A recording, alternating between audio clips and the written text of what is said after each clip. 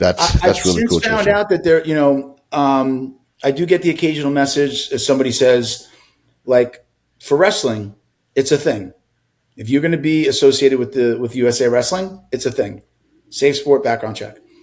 I get the occasional message now that says, "Hey, yeah, my city or my local government requires anything involving kids or aftercare or anything where like martial art where you're dealing with kids, you have to have like at least a background check." So I'm starting to hear but it's not. I haven't heard anybody that said it's statewide, and I haven't had anybody. It's definitely not federally mandated.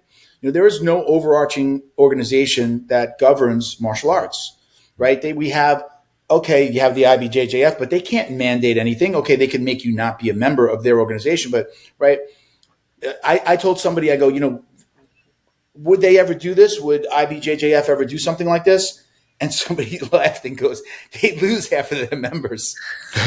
Which I mean, you laugh, but isn't that a shame? That's public knowledge that we have so many bad actors or people that have done bad things in their life. Look, I'm not a perfect human being, but there are people that have done really bad things and have been convicted of really bad things. And if they have been, they've lost the right to be around my kid.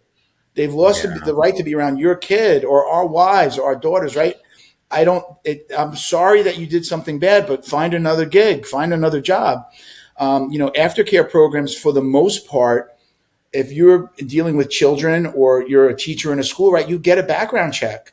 Why do the second they walk out of that school into, I know gyms, my old gym did it. They pick up the kids in a van at the school, little sign in the window that says the logo of the academy. They jump in the van and they drive over. And now this is the aftercare program while mom and dad are still at work. Those people driving the car, driving the van, picking these kids up, they do not, in most cases, not down here, have to have a background check. Isn't that crazy? You're leaving this safe environment. But nobody's asking the question is I believe the problem, because it's just like nobody's thinking about it. Mm-hmm. You don't think about, you just send your kids to school because they vetted that teacher, whatever they did. I don't think I ever asked like, are the teachers here, at the middle school, a background check? You just assume, right? It's a government agency. They're checking them. It's safe, right? They've done everything they need to do. I never asked once like, hey, is there, do they doing background checks on the gym teachers?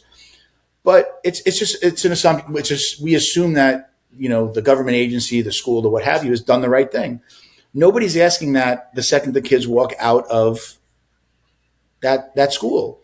And that is a lot of what happens here. I know, especially in South Florida, they're aftercare programs. They go from the school, they jump in this van, they go to the academy, they get maybe some help with homework. And then when their age group comes up, maybe it's 3, 4, 5, whatever time right now, they're jumping on the mat. So they get some help, maybe have some high schoolers or teenagers helping them with their homework. And then they jump over on the mat and mom and dad pick them up after their class is over. Why are we not requiring that? That's a safe environment? Why are we not requiring background checks on every one of those people that are interacting with that child the second they leave a school?